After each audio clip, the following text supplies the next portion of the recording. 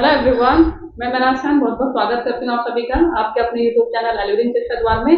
उम्मीद करती हूँ सब बहुत अच्छे होंगे, सब बहुत अच्छे से अपनी स्टडी भी कर रहे होंगे। तो आज हमारे साथ हैं वैजा, जिनका सिलेक्शन हुआ है एमयू बीएड में इसी बार और मैन मैन कैंपस से ये बीएड कर रही है। तो हम जानने की कोशिश करेंगे इनकी जर्नी और अभी जो बीएड चल रहा है, जो स्टडी चल रही है, तो क्या उसमें कैसे कैसे एमयू में इसका प्रोसेस रहता है, ये सब जानने की कोशिश करेंगे। और इससे आगे बढ़े तो इससे पहले मैं बता दूं आपको, वैजा का रोल नंबर 2143975 है। सब्जेक्ट इनका हिस्ट्री है और इस बार इनका सिलेक्शन हुआ है मैन कैंपस में। रैंक इनका 1 रहा। तो वैसा बहुत बहुत मुबारकबाद मेरी तरफ से रैंक 1 के लिए। Thank you ma'am. और जैसे मैंने इससे पहले इंटरव्यू हुआ था उसमें भी मैंने साइमो को गिफ्ट दिया था, तो वैजा के लिए भी मेरी तरफ से गिफ्ट है। और मैं पूछूंगी वैजा से फिर गिफ्ट कैसा रहा, कैसा लगा। वैसा मेरी तरफ से छोटा सा गिफ्ट है। Thank you ma'am. कैसा लगा? बहुत अच्छा गिफ्ट है, thank you so much. Welcome. वैसा मैं जानना चाहूंगी कि जैसे आपने बीएड में इस बार सिलेक्शन लिया, तो इसके पीछे मोटिवेशन क्या रहा कि आपने बीएड में ही आप गई या बीएड ही सिलेक्ट किया? Yes ma'am. तो बीएड में मोटिवेशन ये था कि मुझे मतलब मेरी अपी ने मोटिवेट किया था और मेरे पेरेंट्स का भी था कि जब मैं बीए में हिस्ट्री चूज़ किया था तो वो टीचिंग सब्जेक्ट था, उसी हिसाब से मेरा ये था कि अब मुझे बीएड लेना है क्योंकि उसमें आपको टीचिंग सब्जेक्ट चाहिए होते हैं। तो सब्सिडरी मेरे पास इकोनॉमिक्स और इंग्लिश था, मेन मेरा हिस्ट्री था। और पेरेंट्स का था कि हमें बीएड मतलब मुझे बीएड के लिए ही ट्राई करना है, लेकिन मेरा ये भी था कि मुझे सेफ साइड लेकर चलनी है। तो मैंने एमए की भी प्रिपरेशन करी थी और बीएड की भी। फिर मैंने अपी से कांटेक्ट किया एंड बस होती गई चीज़ें, प्रॉपर गाइडेंस अपी ने दी। आपने बताया जैसे आपने बीएड के लिए भी ट्राई किया था और एमए के लिए भी ट्राई किया था। Yes. तो क्या सिलेक्शन दोनों में हुआ था या फिर बीएड में ही हुआ था? अल्हम्दुलिल्लाह मेरा सिलेक्शन दोनों में हुआ था। अच्छा जी, क्योंकि एमए का ये था कि सिलेबस बीए से कवर हो जाता है और बीएड का सिलेबस बिल्कुल डिफरेंट है, उसको प्रॉपर पढ़ना है पूरा टाइम दे करके, तो वो अलग। मतलब दोनों में सिलेक्शन हुआ लेकिन आपने एडमिशन फाइनल बीएड में लिया। बीएड वाकई में एक सेफ साइड है कि अगर आप पढ़ते हो बीएड की डिग्री अगर आपके पास है तो कहीं भी वैकेंसी आती है आप अप्लाई कर सकते हो। और शॉर्ट भी है ये ना, शॉर्टकट भी है किसी भी जॉब लेने का। चलिए बहुत अच्छा लगा आपकी जर्नी सुनकर। अच्छा वैसे जैसे आपने प्लान किया कि हाँ मुझे बीएड करना है, जैसा आपने सोचा कि अपना फाइनली कि मुझे बीएड करना है, तो उसके बाद में जैसे होता है ना कि बच्चे का एकदम मोटिवेशन बहुत हाई है कि हाँ हम कर लेंगे। कभी कभी बच्चों को लगता है नहीं मेरे से नहीं हो पाएगा। कभी ऐसा लगा सिचुएशन, कभी ऐसी आई कि लगा कि नहीं मेरे से नहीं होगा, इतना सारा सिलेबस है, क्योंकि इसमें टीचिंग एप्टीट्यूड ऐसा सब्जेक्ट है जो बीए में भी नहीं पढ़ाया जाता है। एकदम जब बीएड में करते हैं तो नया नया लगता है। तो ऐसा कभी लगा था कि मतलब नहीं नया है, कुछ यूनिट नहीं है, मेरे से नहीं होगा? देखिए मतलब ऐसा अगर टाइम बहुत कम रह जाता है तब तो डेफिनेटली आप होपलेस हो जाएंगे सिलेबस देख करके, लेकिन अगर आपका है साइड बाय साइड आप देख रहे हैं चीज़ों को, अगर आप लेके चल रहे हैं तो आप डर नहीं लगेगा। इसीलिए देखिए एंट्रेंस तो देना ही है। एक कोर्स कंप्लीट होने के बाद ये तो हमारा होता है कि नेक्स्ट एंट्रेंस क्लियर करना है, तो उसको स्टार्टिंग से थोड़ा थोड़ा देख करके चलें तो फिर नहीं डर लगेगा। अदरवाइज थोड़ा मेहनत ज़्यादा करनी पड़ेगी जब कम टाइम रह जाएगा तो बस। तो आपने कितना टाइम स्टडी को दिया था? मेरा मतलब ये था कि अराउंड 3 मंथ्स आप मान लें पूरा अच्छे से थॉरोली पढ़ने के लिए, चीज़ों को स्ट्रॉन्ग बेस क्लियर बनाने के लिए। अदरवाइज अगर आप बहुत ज़्यादा मतलब इंटेलिजेंट हैं, एक ही चीज़ होती है कि कुछ लोग जल्दी चीज़ों को ग्रैस्प कर पाते हैं, तो उसमें मतलब ये भी है कि आपके ऊपर डिपेंड करता है। ऐसा नहीं है कि 3 मंथ्स मस्ट है, वो चीज़ें आपके ऊपर डिपेंड करती हैं। अगर आपको लगता है कि आप थोड़ा जल्दी कवर कर लेंगे तो वो 2 मंथ्स में भी हो सकता है, लेकिन 3 मंथ में मतलब अभी भी आपके पास टाइम है, हम पढ़ सकते हो जी। आपका मतलब इससे पहले से ग्रेजुएशन है या फिर उससे 12th वगैरह है, तो आपका मीडियम क्या रहा था? हिंदी रहा था कि इंग्लिश रहा था? तो मैं तो थ्रू आउट इंग्लिश मीडियम से ही पढ़ी हूँ। फिर तो एंट्रेंस में कोई प्रॉब्लम नहीं आई होगी। चलिए, बाकी हिंदी मीडियम वाले भी परेशान ना हो, इतना टफ नहीं होता है, आप निकाल सकते हो, है ना? तो वैसे इसके बाद में फिर जैसे आपने प्लान कर लिया कि हाँ मुझे अब बीएड ही करना है, सिलेबस आपने देख लिया, अब अपना स्टार्टिंग से बताएं कि सबसे पहले आपने एंट्रेंस देने के लिए स्ट्रेटेजी क्या अपनाई? सबसे पहले आपने मतलब पीवाईक्यूज लगाए या फिर नोट्स पढ़े या फिर इंग्लिश पढ़ा, रीजनिंग पढ़ा, क्या पढ़ा जी स्टार्टिंग में? जी एक तो मतलब मैं एक छोटी सी ये बात भी बताना चाहूँगी कि मेरी मोटिवेशन के लिए मतलब मेरी जो टीचर थी हिस्ट्री की, उन्होंने भी मुझे बहुत मोटिवेट किया था कि देखिए आप लोग बीएड कर लीजिए, मतलब मास्टर है इम्पॉर्टेंट बट बीएड उससे ज़्यादा, उन्होंने मुझसे बोला था कि अगर पहले बीएड की तैयारी कर लो तो वो बहुत अच्छा है, पहले बीएड निकल जाए। तो मुझे वहाँ से भी था कि जब मैम ने मुझसे बोला तो फिर मेरे ये था कि अब मैं एकदम अच्छे से पढ़ूंगी बीएड के लिए। वैसे मैं यहाँ पर एक बार जी रोकूंगी अभी थोड़ा, फिर कंटिन्यू करना। जी जैसे बोला कि हिस्ट्री वाली मैम ने बोला कि एमए से पहले अगर बीएड कर लो तो ज्यादा अच्छा है। एक बात मैं आप लोगों को बताऊं, मैं पीएचडी कर रही हूँ, ठीक है, और मेरे बैचमेट या फिर मैं बोलूँ जूनियर या फिर सीनियर बीएड को लेकर इतना परेशान है, जिन्होंने जो पीएचडी कर रहे हैं वो भी सोच रहे हैं कि कहीं ना कहीं से हम बीएड कर लें। तो बीएड का स्कोप है और मुझे लगता है पहले भी था, है और आगे भी रहेगा। क्यों? क्योंकि जॉब का शॉर्टकट है। पीएचडी करने वाले जब परेशान हो सकते हैं कि नहीं पीएचडी करने के बाद भी जॉब का कुछ नहीं पता और बीएड करने के बाद हमारे पास एक अच्छी जॉब आ सकती है, तो सोचे कि आपके पास तो बहुत टाइम है और अच्छा मौका है, चांस है। आप चाहे 12th किए हुए हो तो इंटीग्रेटेड कोर्स में जा सकते हो, 4 इयर्स का, बहुत अच्छा है। और या फिर आपने ग्रेजुएशन कर लिया तो बीएड आप कर सकते हो डायरेक्ट, तो बहुत अच्छा है। देखिए पीएचडी करने वाले भी बीएड को लेकर तरस रहे हैं। तो वैसा फिर आप कंटिन्यू करें, बात मुझे बीच में याद आ गई थी। जी, तो जैसे अपी ने पूछा था कि मतलब बीएड की तैयारी मैंने कैसे स्टार्ट करी थी, तो फर्स्ट वही आपको सिलेबस देखना है, सिलेबस के अकॉर्डिंग ही चलना है, उसमें प्रॉपर है।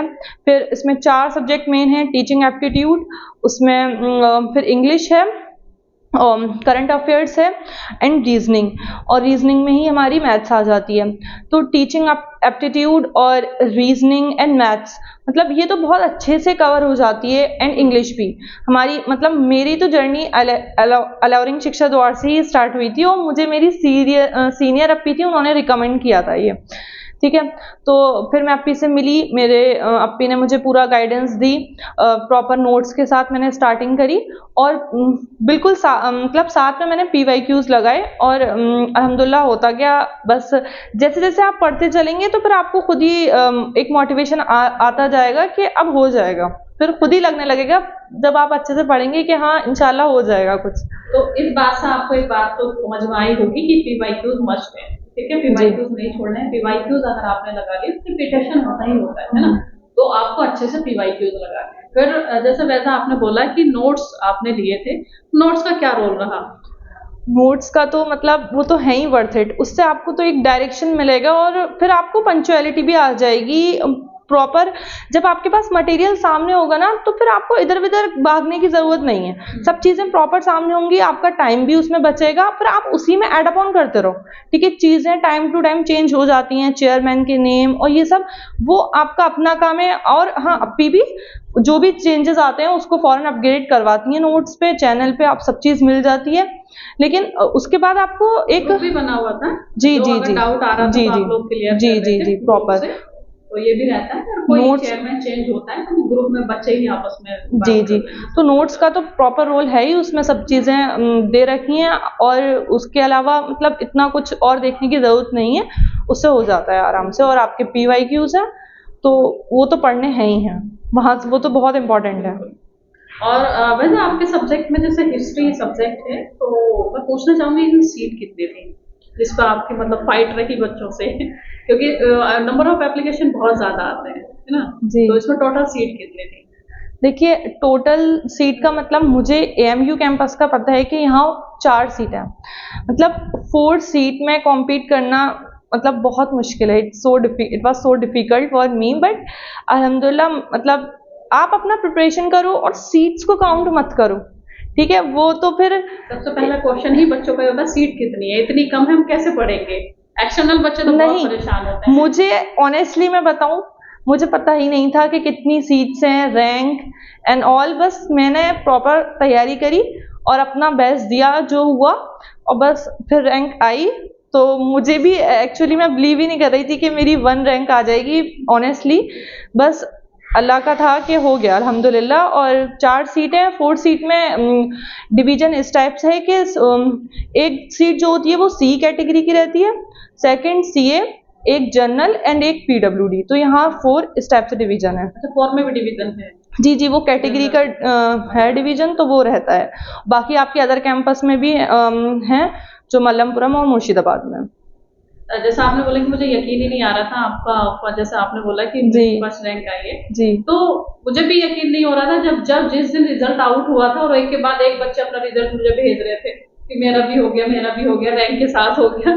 तो उस दिन वाकई में मुझे भी बहुत अच्छा लगा था।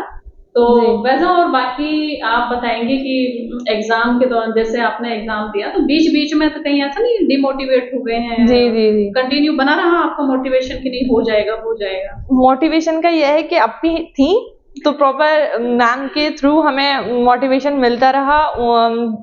वो प्रॉपर क्लासेस हमारी लेती थी, वहाँ पे जहाँ भी हमारा मोटिवेशन डाउन होता था तो प्रॉपर मैम से बात करने के बाद वो हो जाता था। हो जी जाता था, जी सेट हो जाता था जी जी लेकिन जी ठीक है, एग्जाम जब देने गई तो लगा कि हाँ नहीं जो पढ़ा था वह आ गया है, मेहनत रंग लाई है, जी और ये ऐसा नहीं है कि बिल्कुल आउट आ गया है? नहीं नहीं ऐसा कुछ भी नहीं था। बस आपका जो पोर्शन स्ट्रांग है आप वहां से स्टार्ट करें, बस एक स्ट्रेटेजी ये है। और पूरा एकदम से मतलब मेरा है कि मैं पूरा पेपर नहीं देखती क्योंकि वहां मैं कहीं ना कहीं डिमोटिवेट हो जाऊंगी जो चीज़ें मुझे नहीं आती इसलिए। तो मेरा जो पोर्शन स्ट्रांग था मैंने टीचिंग एप्टीट्यूड से स्टार्ट करा था और फिर जैसे जैसे जो जो मुझे लगा कि मुझे जो पोर्शन करना चाहिए मैं वो करती गई और ऐसा कुछ भी नहीं था। बस जितना हुआ मैंने करा अच्छे से, जितने क्वेश्चन मेरे थे बस मैंने उतने ही करे क्योंकि नेगेटिव मार्किंग है तो उसमें कोई तुक्का वगैरह हमें नहीं लगाना है। मार्किंग से मुझे एक बात और याद आई जी कि नेगेटिव मार्किंग थी, आपने कितना टोटल अटेम्प्ट किया था क्वेश्चन? मेरा टोटल 65 समथिंग जी। अच्छा, टोटल अटेम्प्ट था और फिर नेगेटिव मार्किंग से कुछ कटे होंगे क्वेश्चन? जी जी जी तो मतलब मैं ये जानना चाह रही हूँ कि क्योंकि एएमयू अलग से कोई ऐसा लिस्ट जारी नहीं करता कि कट ऑफ इतना रहा है सब्जेक्ट का, है ना? जी तो इसी से आइडिया हो जाता है कि कितने पे कट ऑफ जा रही है ना? जी आपका मतलब मान ले कि इसका मतलब 60 के अराउंड आपका स्कोर रहा और जी आपका जी सिलेक्शन हो गया। इंटरनल थी हालांकि, जी तो इंटरनल एक्सटर्नल को भी नहीं घबराना है, 4-5 क्वेश्चन ऊपर जाता है, उससे ज्यादा नहीं जाता। तो मतलब मान के चलिए अगर आपका हिस्ट्री की बात अगर मैं करूँ, आपका जी सब्जेक्ट हिस्ट्री है, तो 60 से अगर आपका 65 के बीच में है तो आप सेफ जोन में हैं, जी जी जी है ना? जी हो जाना है। और एक्सटर्नल का थोड़ा 2-4 क्वेश्चन और ज्यादा, 65 टू 70 कराएंगे आपका सिलेक्शन हो जाएगा, चाहे एक सीट भी होगी तो वो आपकी होगी। सब्जेक्ट पे मैटर करता है, साइंस और मैथ्स बाकी सब्जेक्ट है वहाँ थोड़ा ज़्यादा भी अटेम्प्ट करना पड़ता है। ज्यादा भी attempt। तो एवरेज तो यही रहता है। जी जी इससे जी पहले साइमा ने भी मुझे यही एवरेज बताया था, आपने भी, क्यों जी साइमा जी का मैथमेटिक्स था, आपका हिस्ट्री है, जी तो मतलब वही है कि 60 टू 70 के अराउंड 70 में रहते हैं। इंटरनल 65 तक रहते हैं तो और एक्सटर्नल चले जाते हैं 70 तक चले जाते हैं। तो वैसा कुछ और भी बाकी, तो मतलब क्या बोलना चाहिए, जैसे क्वेश्चन पेपर कैसे किस तरह से अटेम्प्ट बच्चों को करना चाहिए एग्जाम हॉल में? क्वेश्चन पेपर जैसे मैंने अभी बोला कि आपका जो स्ट्रॉन्ग पोर्शन है आप वहाँ से स्टार्ट करें और फिर जो जो आपको लग रहा है कि आप इस पोर्शन के बाद जैसे आप टीचिंग एप्टीट्यूड के बाद फिर आप रीजनिंग करें और उसके बाद उसमें मैथ्स आ जाती है। मैथ्स काफ़ी इजी रहती है और जितना आप PYQ और जो सिलेबस है बस उतना कर लें, इनफ है, वो हो जाएगा। बाकी एपी के नोट्स बहुत ज़्यादा वो क्रिस्प हैं, उसको देखेंगे तो सब हो जाएगा एकदम। नोट्स का तो वैसे मैं ये भी मानती हूँ कि मार्केट में इसका कंटेंट अवेलेबल नहीं है, तो ऑप्शन जी बच्चों आपके पास है भी नहीं कि अगर नोट्स नहीं पढ़ोगे तो कहीं और से पढ़ोगे, ऐसा भी नहीं है। तो अगर आपको लगता है कि हाँ आपको परेशान, अगर आपको लगता है कि नहीं परेशान होना है तो आप करते रहिए इधर उधर से, मतलब नेट से आप तैयारी करेंगे, विकिपीडिया या फिर जो भी है, तो उसमें टाइम बहुत लगेगा। जी आपको सारी चीजें बनी बनाई मिल रही हैं, तो नोट्स का तो ऐसा है आप ले सकते हो। तो वैसा और बाकी कुछ टिप्स देना चाहिए हिस्ट्री वाले बच्चों को कि 4 सीट हैं और कैसे सिलेक्शन लेना है, और आपका टिप्स क्या रहेगा इन बच्चों के लिए? टिप्स तो बस यही है कि आप तैयारी करें अपना प्रॉपर सिलेबस के। सबसे पहले सिलेबस देखें, उसके अकॉर्डिंग अच्छे से थॉरली, अगर आपको एक डायरेक्शन में पढ़ाई करनी है तो आप अपनी से और मैम से उनके नोट्स पूरा इस कोचिंग से आप जुड़ें और सब कुछ मिल जाएगा आपको और इधर उधर आपको परेशान होने की ज़रूरत नहीं पड़ेगी। फिर प्रॉपर नोट्स से तैयारी करें, प्रॉपर PYQ लगाएं तो इंशाल्लाह सिलेक्शन हो जाएगा। और सीट की टेंशन ना लेना, रैंक की, वो खुद ब खुद आ जाएगी, वो आपके अंदर कॉन्फिडेंट आ जाएगा जब आप प्रॉपर तैयारी कर लेंगे कि अब हो जाएगा इंशाल्लाह, कुछ तो हो जाएगा। हाँ, मुश्किल नहीं होता है। मुश्किल नहीं। वैसा का सिलेक्शन 4 सीट पे हुआ है तो आप भी कर सकते हो। जी तो वैसा कि जैसे लास्ट मैंने इंटरव्यू लिया था बच्ची का, तो उसमें कुछ कमेंट आए थे, तो उसका आंसर देखते हैं हम। जी ये तो सब इन्होंने, माशाअल्लाह, थैंक यू, अमेजिंग, शुक्रिया बहुत बहुत आप लोगों का। बाकी इसमें एक कमेंट था, करंट एजुकेशनल पर वीडियो हम बना देंगे, लेकिन बच्चे आपको ध्यान रखना है, समरीन शायद ये इतना सारा कंटेंट है, इतना सारे टॉपिक हैं कि यूट्यूब पे कराना बहुत मुश्किल है ना, बहुत ज्यादा कंटेंट है इसका। अब हफ्शा नूर का एक कमेंट है, ma'am we need to know कि हम 4 सब्जेक्ट को एक साथ कैसे लेकर चलें, और 4 लाइक भी आ चुके हैं, इसका मतलब 4 और बच्चों का डाउट है। तो वैसे मैं चाहूंगी इस पर आप अपना राय दें कि 4 सब्जेक्ट को एक साथ लेकर ये कैसे चले। 4 नहीं है बच्चे, 5 है, मैथ भी आता है ना, तो आप बताइए इस पर थोड़ा कि कैसे आपने कैसे कवर किया और इनको कैसे कवर करना चाहिए। देखिए 4 या 5 सब्जेक्ट तो उसका मतलब मेन यही है, उसमें आप ऐसे स्टार्ट करें जो आपका स्ट्रॉन्ग पोर्शन है उसे थोड़ा कम टाइम दें, ठीक है। मतलब स्ट्रॉन्ग है तो ये नहीं कि हम वो तो हो जाएगा, फिर आपको जब लग रहा है तो फिर उस पर टाइम वेस्ट ना करें। और जो वीक पोर्शन है तो उसको थोड़ा ज्यादा टाइम दे लें, ठीक है। लेकिन अभी जनवरी है, वैसे भी जनवरी चल रहा है, आपके पास टाइम है कि आपका जो वीक सब्जेक्ट है वो सब इस टाइम पे कर लेना चाहिए। जी लास्ट में क्योंकि प्रेशर बनेगा, आप जो है टेस्ट सीरीज भी लगाओगे, पीवाईक्यूज भी एक बार फिर से लगाओगे, तो और जितना पढ़ा है उसका भी रिवीजन करोगे, तो टाइम इतना नहीं मिल पाएगा कि आप अपने वीक पॉइंट को स्ट्रॉन्ग कर सकें। तो इस टाइम पे जो आपका वीक सब्जेक्ट है आपको उस पर काम करना चाहिए। जी वही वैसा ये मैंने इससे पहले बोला था, मेरा भी यही है। और हर मतलब जो ढंग का कैंडिडेट होगा, जो ढंग का स्टूडेंट होगा, वो यही बात बोलेगा। जी तो और बाकी वैसे मैं बीच में ही रोक देती हूँ आपको, सॉरी। नहीं बात करेंगे। जी तो यही है कि अब मेरा टीचिंग एप्टीट्यूड अच्छा था। मतलब टीचिंग एप्टीट्यूड में तो सारे मतलब ऐसे क्वेश्चन होते हैं जिसमें बस मतलब आप कॉमन सेंस भी उसमें बहुत ज़्यादा यूज होता है। अगर आपका पहले से एक टीचिंग वाला एटीट्यूड है तो वो तो आपके ऐसे ही निकल जाएंगे क्वेश्चन उसमें, क्योंकि सब नॉर्मल क्वेश्चन आते हैं। अगर आप जैसे अगर आप होम ट्यूशंस भी करते हो ना, तो आपको बहुत ज़्यादा वो हेल्प हो जाएगी उन क्वेश्चंस को सॉल्व करने में, क्योंकि वो सारे टीचर के बेस पे आते हैं कि आपको एज्यूम करना है खुद को टीचर, तो वो बहुत इजीली हो जाते हैं टीचिंग एप्टीट्यूड में। वो कोई मुश्किल पोर्शन नहीं लगा मुझे ऑनेस्ट। मतलब कुछ लोगों को लगता है टीचिंग एप्टीट्यूड मुश्किल, टीचिंग एप्टीट्यूड में अगर कांसेप्ट क्लियर है जी कॉन्सेप्ट का सीन है उसमें सब। फिर इंग्लिश आपकी स्ट्रॉन्ग है तो कोई बात ही नहीं है, लेकिन अगर स्ट्रॉन्ग मतलब वीक है तो उसको देख लें, आप थोड़ा ज़्यादा टाइम दे लें। लेकिन हाँ, ऐसा नहीं है कि आप मतलब आपने ये सोचा कि मैं इस मंथ टीचिंग एप्टीट्यूड कर लेता हूँ, नेक्स्ट में इंग्लिश स्टार्ट करूँगा, ऐसा नहीं है। फिर आप अगर नेक्स्ट मंथ पे जब आएंगे तो फिर पहला वाला सब्जेक्ट पूरा वॉश आउट हो जाएगा, वो फिर कुछ नहीं बचेगा। आपको सारे सब्जेक्ट को थोड़ा थोड़ा लेकर ही चलना है, ठीक है। तो इस टाइप से आप अपना एक टाइम टेबल प्रॉपर बना लें कि मैं इतने आवर्स में ये सब्जेक्ट लेके चलूँगा। और फिर प्रॉपर रिवीजन बहुत मस्ट है। और मैंने तो मतलब रिवीजन करा था, मेरा ये नहीं था कि सिलेबस कवर हो जाए, पूरा मैं सिलेबस पढ़ के बैठ गई, नहीं। जो मेरा कम से कम जो मैंने पढ़ लिया मैं उसका रोज रिवीजन कर लेती थी। बस मैं ये नहीं सोचती थी कि मुझे पहले सिलेबस कंप्लीट करना है फिर मैं पीवाईक्यूज स्टार्ट करूंगी।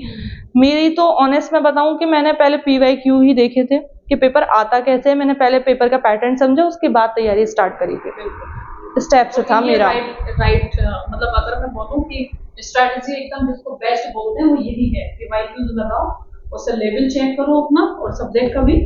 तो अब समझ में आ गया होगा हफ्शा नूर कि 4 सब्जेक्ट को कैसे लेकर चलना है। जो आपका वीक सब्जेक्ट है वो इस टाइम पे कर लें और स्ट्रॉन्ग तो बाद में हो ही जाएगा। एक हर्षिता का कमेंट है, how to cover English vocab और कहाँ से करें मैम, आधी इंग्लिश आधी हिंदी। हर्षिता, तो इनका पूछना है कि इंग्लिश वोकैब कहाँ से करें और कैसे करें। तो इंग्लिश वोकैब की नहीं है तो मैंने मैम की वीडियोस देखी थी। और मतलब मैंने ऑनेस्ट बताऊं तो मेरे बाकी सब्जेक्ट स्ट्रॉन्ग थे, इंग्लिश थोड़ा वीक था, तो मैंने उसको टाइम दिया। लेकिन उसके लिए सिर्फ अलोरिंग शिक्षा द्वार से ही कवर करा था जो वीडियोस थी।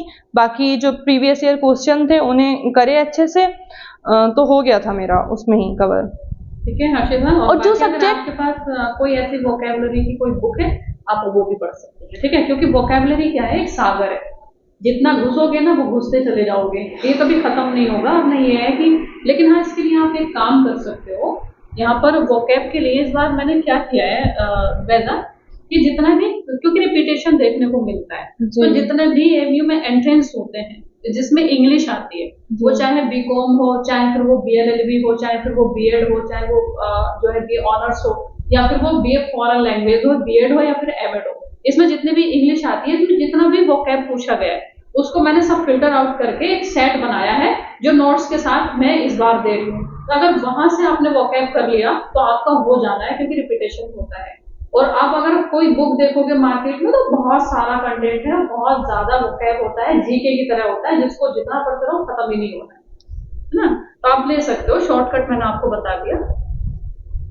सब्जेक्ट के रेफरेंस हम कितना फिल कर सकते हैं फॉर्म में, ये रफत खुर्शीद का कमेंट है, आपने फॉर्म फिल किया होगा, आप अगर इसको बताएं कि सब्जेक्ट के रेफरेंस हम कितना फिल कर सकते हैं। मतलब मैं क्वेश्चन समझ नहीं पाई इनका। अच्छा, क्वेश्चन ये है कि जैसे हम फॉर्म फिल करते हैं एंट्रेंस पेपर में जो फॉर्म होता है जी, उसको हम फिल करते हैं, तो कितने सब्जेक्ट हम उसमें फिल करते हैं, कितने सब्जेक्ट से हम एंट्रेंस दे सकते हैं, शायद यही कहना चाह रहे हैं। तो मतलब कितने सब्जेक्ट से, तो ये है आपका जो आपका ग्रेजुएशन में मेन सब्जेक्ट होगा, उसके साथ आपके जो सब्सिडरी सब्जेक्ट्स हैं वो, ठीक है। लेकिन वो ये है कि मतलब टीचिंग होने चाहिए। अगर जैसे साइकोलॉजी हो गया, सोशियोलॉजी हो गया, तो ये सब्जेक्ट टीचिंग नहीं है, तो फिर आपके इनके साथ जो भी सेट रहा होगा सब्जेक्ट्स का तो उनसे हो जाएगा बीएड। जैसे आपने हिस्ट्री से फॉर्म फिल किया जी, तो आपका ग्रेजुएशन में हिस्ट्री रहा होगा। हिस्ट्री मेरा मेन था, सबसी में मेरे पास इंग्लिश था, इंग्लिश लिटरेचर और उसके साथ इकोनॉमिक्स, 2 सब्सिडरी होते हैं, तो मेरे तीनों ही टीचिंग सब्जेक्ट्स थे, तो मुझे प्रॉब्लम नहीं हुई। और उसके साथ मैं हिस्ट्री, अब मैं इकोनॉमिक्स से भी कर सकती थी बीएड और इंग्लिश से भी कर सकती थी, लेकिन मैंने हिस्ट्री ही चूज करा, ठीक है। तो उसके लिए आपको परेशान नहीं होना। मतलब आपको मेन सब्जेक्ट से फॉर्म फिल करना है, और ये ध्यान रखना है, ये नहीं है कि अगर हमारे ग्रेजुएशन में 2 सब्जेक्ट है, 3 सब्जेक्ट है, तो हम तीनों से भर दें और अलग अलग फॉर्म पेपर होगा, नहीं, आपका एक बार पेपर होगा और एक सब्जेक्ट का होगा, ठीक। आप एक ही फॉर्म फिल कर सकते हैं, ठीक है। बाकी तो इसमें हाय हेलो ही है, कैसे हैं, मैं बढ़िया हूँ। तो बहुत बहुत शुक्रिया वैसा, और बाकी अगर और अलग से कुछ इन बच्चों को बोलना चाहें तो आप बोल सकती हैं। बाकी हमने सारे कमेंट को भी रीड कर लिया, आपके जो डाउट थे वो भी क्लियर हो गए, वैसे से भी हमने उनकी जर्नी जान ली। मैं एक बार फिर से बहुत बहुत कॉन्ग्रेचुलेशन बोलना चाहूंगी एडमिशन के लिए। अच्छा, एक बात बताएं कि अब जैसे एडमिशन हो गया, स्टडी चल रही है ना, तो मतलब क्या क्या प्रोसेस रहता है एमयू में, क्या माहौल रहता है पढ़ने का, क्लासेस में कितने सारे बच्चे एक मतलब जैसे कितने सेक्शन में डिवाइड किया गया है, जैसे 100 स्टूडेंट मैन कैंपस में रहते हैं, तो कुछ इसके बारे में आइडिया दें बच्चों को। देखिए, सिलेक्शन मान लें कि इनका फॉर्म निकला, इनका सिलेक्शन हो गया, अब ये मैन कैंपस में, तो कैसे ये लाइफ जिएंगे फिर। तो लाइफ तो ये है कि अमेजिंग है ही एमयू कैंपस की, और सब लोग चाहते हैं कि मेन कैंपस में हो जाए एडमिशन। तो ये है कि एडमिशन के बाद चीज़ें बहुत मतलब नॉर्मल है, उसके बाद बिल्कुल भी नहीं डरना। प्रॉपर सिलेबस होता है, जैसे आप पहले की एजुकेशन आपकी रही होगी, प्रॉपर ग्रेजुएशन करा होगा, ग्रेजुएशन तो है ही मस्ट जब आप बीएड में डाल रहे हैं, तो उसी टाइप से है, कुछ भी मतलब डरना नहीं है सच। और अभी मेरा फर्स्ट सेमेस्टर है, मेरा भी अभी एडमिशन हुआ था, तो प्रॉपर वही सिलेबस और फिर एग्जाम्स, तो बहुत नॉर्मल सा ही क्लाइमेट रहता है। क्लास में भी सब लोग अच्छे फ्रेंड्स बनी जाते हैं, जो प्रोफेसर वगैरह जी जी, टीचर बहुत कोऑपरेटिव होते हैं, और बीएड डिपार्टमेंट के तो बहुत ही कोऑपरेटिव हैं। ये मेरा भी मानना है, एजुकेशन डिपार्टमेंट के प्रोफेसर बहुत अच्छे हैं जी जी, मैं मिली हूँ 2-4, तो अच्छा लगता है उनसे बात करके। चलिए, बहुत बहुत शुक्रिया वैजा थैंक यू आने के लिए, अपना टाइम देने के लिए, थैंक यू।